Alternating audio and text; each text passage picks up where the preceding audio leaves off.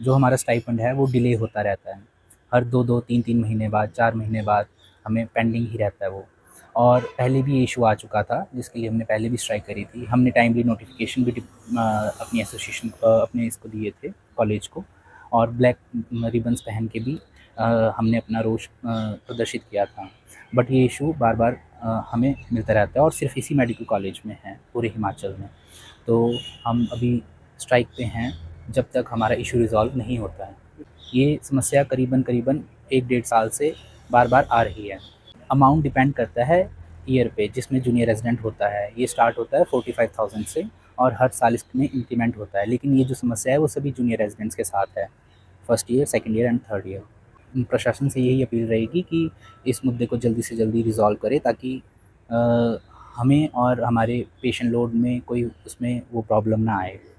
अभी तो यही है कि जैसे हम तो यही चाहते हैं कि जल्दी से जल्दी ये इशू सॉल्व हो और हमारी स्ट्राइक समाप्त होए। बट अगर ये नहीं होता है तो फिर आगे हमारे एस्केलेशन के प्लान्स रहेंगे।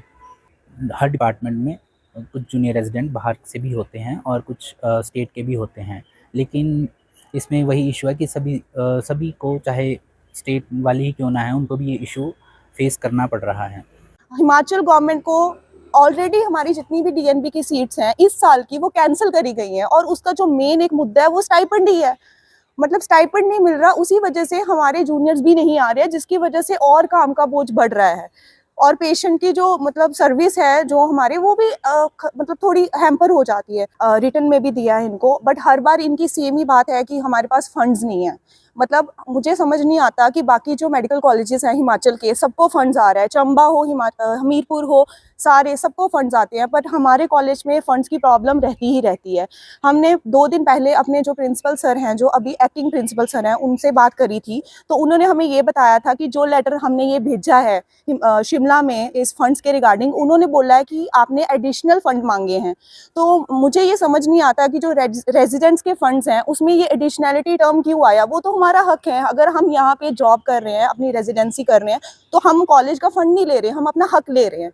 तो हमारी बस शासन से और सरकार से यही अपील है कि वो जल्दी से जल्दी इस मुद्दे पे ध्यान दे, ताकि हम अपनी स्ट्राइक को बंद करके अपनी ड्यूटीज में जाएं। हमने अभी इस टाइम पे सिर्फ इलेक्टिव, जो कि हमारी नॉर्मल ड्यूटी होती है, रूटीन, बस वही रोकी है। हम इमरजेंसी और आईसीयू को नहीं रोक रहे, हम वो ड्यूटीज कर रहे हैं। बट अगर इन फ्यूचर इन्होंने हमारी इस स्ट्राइक को सीरियसली नहीं लिया तो हम इमरजेंसी भी के लिए भी लिख सकते हैं। बट जो हम करना नहीं चाहते अपने दिल से, हम अपने पेशेंट को नहीं चाहते कि उनको कोई चीज, किसी चीज से तकलीफ हो।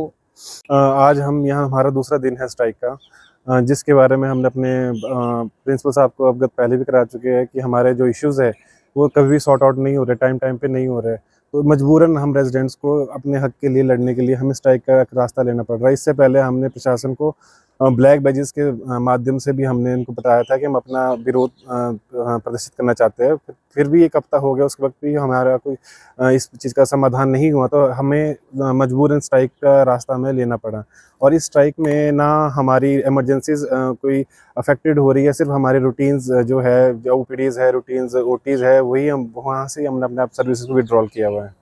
स्टाइपेंड ना मिलने से पिछले 3 महीने से आप अपने बेसिक नीड्स, खाने पीने के लिए आप उधारी लेनी पड़ रही है बच्चों को यहाँ पर। अब ये उम्र भी नहीं है बच्चों की कि अपने घर से पैसे मांगते रहें। तो इस उम्र में भी अगर आपको भी मतलब घर से मांगना पड़े 3-3 महीने, तो आप खुद लगा को अपनी बेसिक नीड्स, जो खाने पीने की चीज़ें हैं, उनमें भी दिक्कत आती है। कॉरस्पॉन्डेंस जो है पिछले 2-3 महीने से हो रही है, और जो अभी मैंने सुबह ही डायरेक्टर मेडिकल एजुकेशन से इस रिगार्डिंग बात की है। कल हमने इसकी इंटीमेशन उनको दे दी थी, तो उनसे ये एश्योरेंस मिली है कि उन्होंने सेक्रेटरी मैडम से जो है इस बारे में बात करके, उन्होंने फाइनेंस वालों से बात करके इस जो पेंडिंग जो इशू था इसको रिजॉल्व करने की डायरेक्शंस दे दी हैं। तो मुझे लगता है कि 1-2 दिन में ये सारा रिजॉल्व हो जाएगा। बहुत ज़्यादा डिटेल्स मेरे पास अभी अवेलेबल नहीं है, लेकिन ये पत्राचार रिलेटेड ही प्रॉब्लम है। यहाँ से तो पत्राचार हुआ है, लेकिन वहाँ एलोकेशन का जो है फंड्स का, वो थोड़ा डिले है, और मतलब ये हो जाएगा, मतलब इसमें ऐसा कुछ नहीं है। नहीं, इसका एक्चुअली इसका जो जवाब है वो तो आपको डायरेक्टर मेडिकल एजुकेशन ही दे सकते हैं, क्योंकि वही डिसीजन मेकिंग कैपेसिटी में है और इसके बारे में वही बता सकते हैं। क्योंकि डीएनबी स्टूडेंट्स का स्टाइपेंड्स का कोई इशू नहीं है, इसमें कुछ और स्टैट्यूटरी इश्यूज हैं जो जैसे बॉन्ड्स से रिलेटेड, इसीलिए इसमें प्रॉब्लम है।